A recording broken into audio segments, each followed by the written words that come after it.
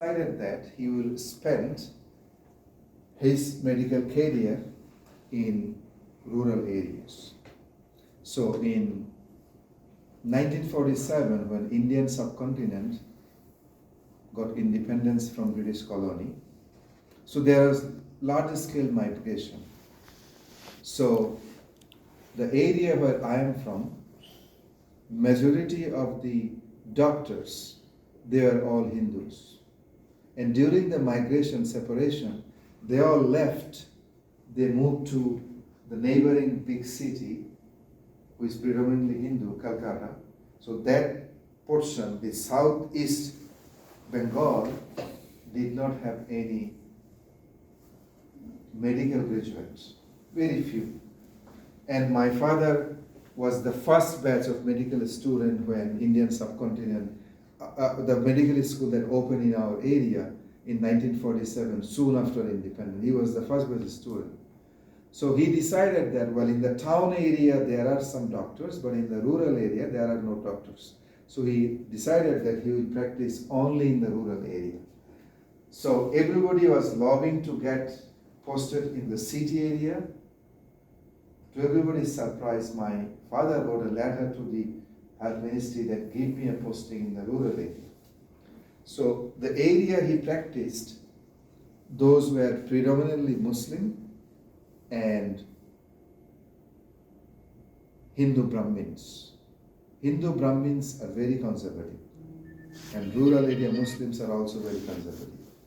The women would not discuss any of their personal problem with a male doctor.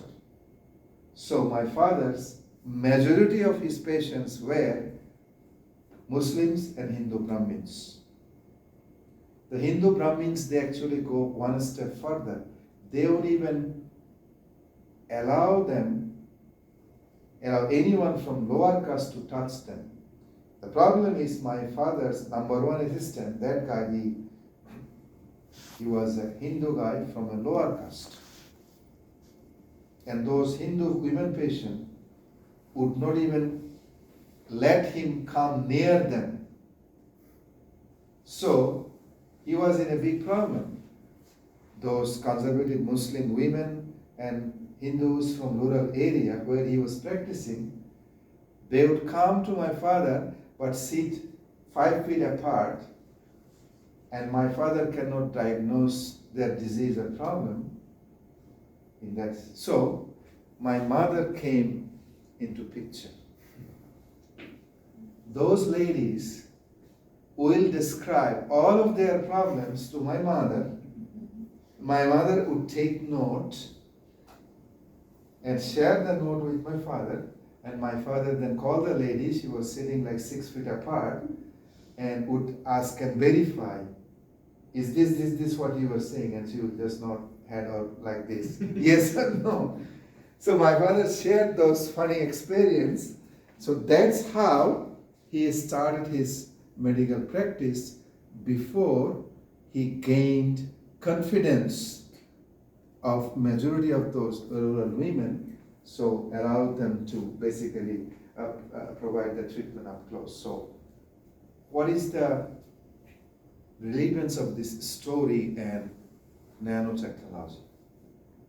If another related story, one of the biggest problems why we are not able to prevent the spread of breast cancer, because of the social stigma.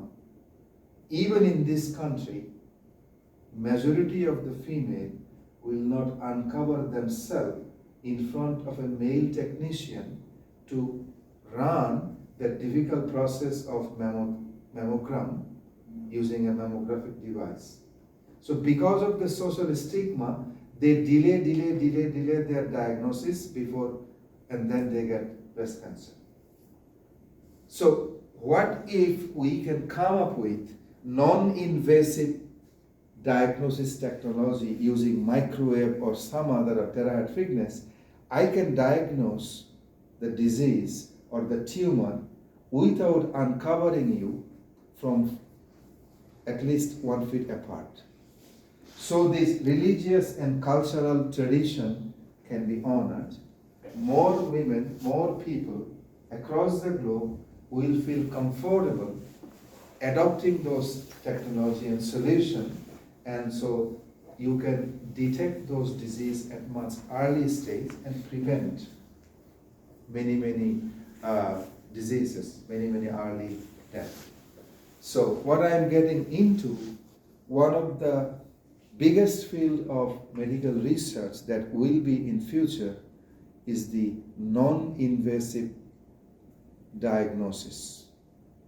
You, without probing your body, without touching you, without uncovering you, if you can detect disease, tumor or virus or anything, that will be the biggest service to human civilization. Then we don't have to worry of many of those barriers doctors or medical scientists are facing now. Yes. So I'm getting the concept like we're putting the nanobots in our body. Yeah. So according to religious or any other culture, some people wouldn't like the foreign object to be inside their body. So how does we... That's a two different thing. Now the question is, are you talking about the chip Elon Musk want to implant in our head, or you are talking about injecting nanobots as like a chemotherapy agent as an IV?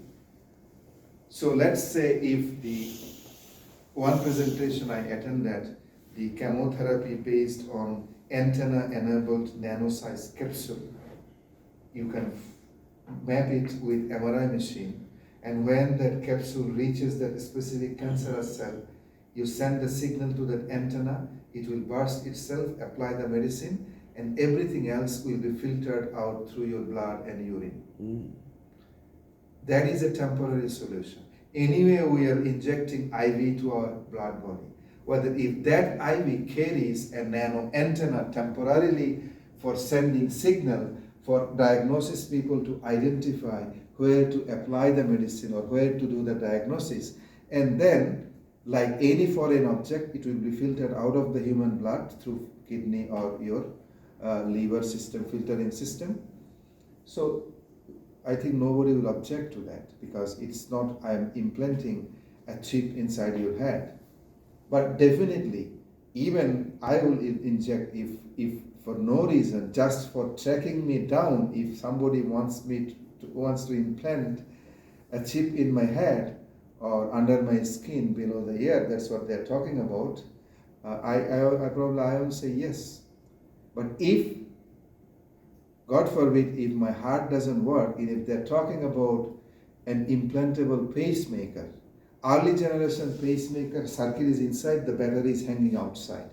It's a tremendous discomfort. You have to be careful for rest of your life when you are pulling up and up your shirt so that it doesn't break. And that wire coming out of pacemaker for the battery outside, it gets infected every now and then. So you have to, but if you can have an embedded battery based on energy collected for human body temperature, you can, if it is a surface mounted a pacemaker just glued on the surface of the heart, nothing is sticking outside, I will accept that. Although something is inside my body, it is better than dying, right? So it depends on what you are talking about. So now, as we are talking about different types of in vivo sensors, then for a life-saving purpose, then definitely we will do that. So several years ago, one of our School of Pharmacy faculty member approached me. He has a project called Theranostic or Smart Stent. Stenting is a common problem for heart blockage. What is a stent? It is nothing but a wire mesh covered with a polymer, plastic polymer coating, so that the wire doesn't poke into our vein. It's a wire mesh with a smooth surface. They just physically push it through vein, basically in the clogged area. So one of the problem is a related problem. One of the problem is in the stenting is, stent is a mesh, smaller than this diameter, about 4 centimeter long, between 2 to 4 centimeter long of this diameter. It's a hollow pipe. It's an elastic mesh, so it holds the vein like this so that blood can flow. It's nothing but like while it's breaking down, you put a support. It's a very simple. It's like a Tube. plumbing inside your artery. Yeah. It's very simple. So now, the problem with the stent is over the year, as blood is circulating, this surface, like it is hitting on the surface. So small cells of fat and foreign atoms, it gets accumulate on the surface. So then, after 5-10 years, stent has a 10 years maximum longevity. The stent itself, it is elongated, it is keeping, but in the opening, both opening of the stent, foreign metal accumulates and it creates another blockage over there, or it actually reduces the opening of the stent. Inside it is wide open, but outside is like shrink. So people in the cardiology area, they are researching, and it is now actually becoming a reality. How about on the surface of that stent, the polymer coating that we are giving, that was the concept of this pharmacy faculty, instead of that polymer, can we put a nano material coated polymer, smooth polymer, with some nanoscale sensors? I asked him what type of sensor he want. He said, I want pressure sensor. Why? He would wrap those stent with that nanoscale sensors and some nanomaterial depository. On the tip of that layer, there will be pressure sensor. If foreign material accumulates on the opening of the stent, it will shrink the area, so it will feel more pressure, because now blood will try to circulate through a smaller shrunken opening. So the pressure build up. Those pressure sensors will sense the pressure. That pressure has been building up beyond the normal pressure level, and that wrapped around nanomaterial will have some chemical, some drug, which can dissolve fat cell. So if the pressure goes up, the sac on the other side of that wrapping nanostructure, wrapping material, will release those chemical or drug to dissolve those fat cells, so the opening will, it's like your sink when it is clogged. What do? You buy some Radex or some clog removal from Home Depot or Walmart, you pour it in, exactly, it's modern day plumbing at nanoscale. So you see, the concept is very fundamental. It's basically what he is trying to do is wrap around this stent with a nanoscale structure. It has to be nanoscale because the diameter of the artery is like fraction of a centimeter, right? So with a sac with nanostructured, nano-size dissolving material, this clogging material, the Radex you buy from whatever clogging material you buy from Home Depot, and a pressure sensor. What a unique idea, right? And I found out that that is a very wide established area of research in the cardiology field. That now the stents, current generation stents, are no longer simple a wire mesh. It's a wire mesh coated with certain chemical, first to make sure that your body does not reject that foreign material stent for compatibility, and then some drug depository which will control release drug so that it will dissolve any fat accumulation. Okay? So these are some area again. So this technology is all about making human life more comfortable and easier, but we have to make sure that we address all these social factors, otherwise people will not accept your solution. So what are the lessons learned in the history? When internal combustion engine was introduced, everybody started worrying about at one point global warming. So we have to make sure that that lead to the concern of global warming. And one of the ingredients, one of the factors behind civil rights movements or the civil war in United States, yes, North-South divide, black and white divide.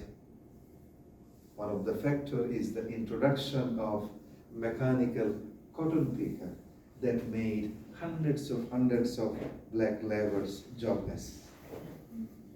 That was the beginning of unrest. People sometimes look at the surface, they do not look at the depth.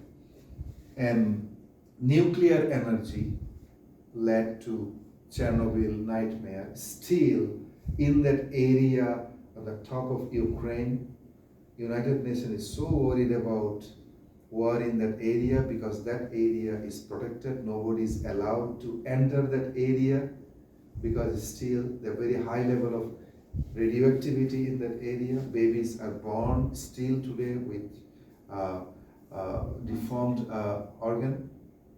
And then currently there is a worldwide hysteria. Why people are so much sensitive about genetic research? Because there are some wild theory. What if somebody tries to hybrid a dog with a human being? Those kind of wild stories. The question is, at every transition of technology, there will be some crazy people always who will try to do crazy stuff, right? But genetic research is originally and still the main goal is to understand detailed genetic code of living being so that you can adopt many preventive steps ahead of time before you get into any disease, so that you can control genetic deformity and many other things. So these are some of the historical lessons, because sometimes educating mass population and invention of technology did not go in parallel. Sometimes invention went well ahead before people were ready to accept that invention. So those are the things we have to worry about. What is the consequence of new discovery we are talking about, right? So what are the recommendations? Recommendation is, when we are proposing a new technology, we are representing a technological or scientific community, we have to send the message to the population or to our sponsor that we are doing the right thing for the right reason. We don't have any crazy intention, right? We are doing it for right reason, so that is very important. And also identify, National Science Foundation has a requirement. If you write a research proposal, there is an intellectual merit section. You talk about uniqueness of your invention, and then there is a broader impact section. NSF puts more emphasis or equal emphasis on broader impact. How your proposal will address one of the existing problems we are facing as a nation. So that is called broader impact. So conscious choice of wording and initiatives to inform people about the positive impacts is very, very important. And also, there are many different stakeholders. Now, currently, it seems like there is a disconnect between political wing with the administrating wing with the scientific wing. There is somehow a disconnect. If you look at everything they're saying in their own position, probably they're saying the right thing. But they're looking at same thing from different angle. That's why there is a disconnect. So, and majority of this confusion, other than ideological difference, can be resolved by proper dialogue. Like for example, there are certain funding programs. It has nothing to do with certain politically sensitive issues. When we are talking about increasing enrollment, we are not talking about only one group or one subgroup. We are talking about, in general, improving our enrollment, retention, and graduation rate. It has nothing to do with the student sitting in front of us, your background. It's just a general. So these messages, I think, are not conveyed properly. That's why majority of this confusion arising. So it is very, very important that we basically talk about uniformly and neutrally at every level. So we have to create a same perception level from political, administrative, as well as scientific community. I developed this course many years ago, but for some reason it became very relevant now. So, another things from social point of view and ethical point of view is there is a historical struggle between haves and have-nots. It is always the case. Like for example, I was reading an article in Times, India, about economic disparity in India. All the technological revolution that is fueled by a large group of Indian engineers and IT professionals. If you look at any company, overwhelming majority of the IT and engineering professionals are from India and China. But are the vast majority of Indian population getting the benefits of the tremendous invention that came out of those Indian intellectuals? The conclusion of the Indian newspaper is only 2% of the Indian populations are getting benefited, remaining 98% are not getting direct benefit. So India has a population of right now 1200 million, right? 1.4 billion. 1.4 billion, so about 1400 million, right? Out of that, only 40 million or 45 million, they are getting direct benefit of the technological revolution. And they come out around like 2 to 3%. Remaining vast majority of the population, they're not getting the benefit because this divide between haves and have-nots is so stark in most of the communities across the subcontinent. So that's why you see lots of unrest, you see lots of unhappiness.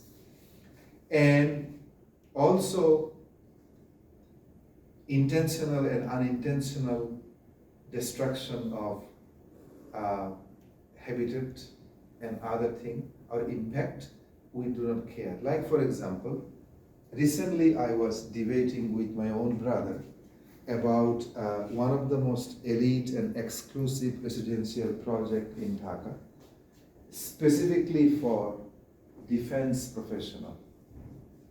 Once implemented, it will be one of the most exclusive residential area in the capital city of Dhaka, only for the current and retired senior army and defense officers.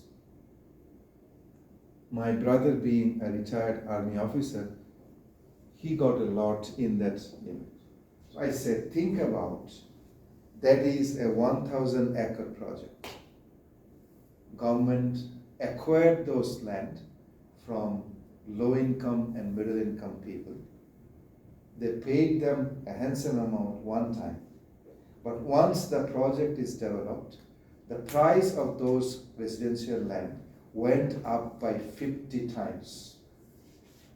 So you uprooted about 20,000 families from their land which they were living for the last 7 to 8 generations. You uprooted them from their ancestral land with a handsome amount of money, which will they finish within next 2 years or even 1 year. And then you created artificial wealth for some extremely privileged army officers who bought those land for, let's say, $10,000 per square meter, and overnight that became a $500,000 per square meter. So you made this elite officer filthy rich by uprooting this lower class or lower income or middle class families from their ancestral land. So do you really call it development? But the people in that city really got excited. Wow, we are getting an international standard elite residential area with all those parks and amenities around it. So that is something from ethical point of view we have to think about. Another huge ethical problem is proliferation of deadly weapons. Think about India and Pakistan. These two countries, they are spending overwhelming majority of their GDP in developing missile technologies and nuclear technologies where half of their population is under poverty limit. So what is the point?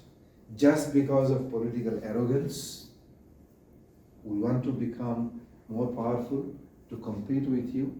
What are you competing with? And what are you competing for? So this is something, and then leakage of these technologies to fanatic group that adds another layer of dangers. So what are the recommendations to address some of those ethical concerns? We have to simultaneously conduct some ethical studies about the consequences of new technologies and new gadgets, new devices, like proliferation of social media or digital gadgets. It's affecting negatively about the mental and physical health of our kids and teenagers. We are getting reports from schools that kids are no longer able to concentrate in their classroom, K-12 students, simply because they are not wired to concentrate for 50 minutes. Now their attention span is less than 60 seconds, the length of a TikTok video or length of a Facebook reel. Our attention span has shrunk so much, so lower that we cannot stand still in a classroom anymore. So these are the consequences. So we need to perform a formal risk analysis for every new solutions or platform we offer, and these are some of the items that needs to be, factors that need to be included in that risk analysis. Then the last one we want to talk about, I think we're almost end of it, is the sustainability problem. So one of the biggest problem now having United States with countries like Canada, China, and some African countries is the control of critical material resources. Why? Because the digital technology, the semiconductor industry, IC technology, on which we have become totally dependent on, to sustain that sector, you need access to critical material. And there are only few areas where you can get excess material, these critical materials.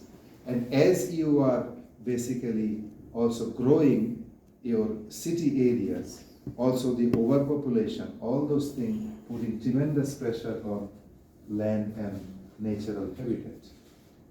As you are collecting those critical natural resources, you are actually destroying forest, you are destroying desert and many natural areas.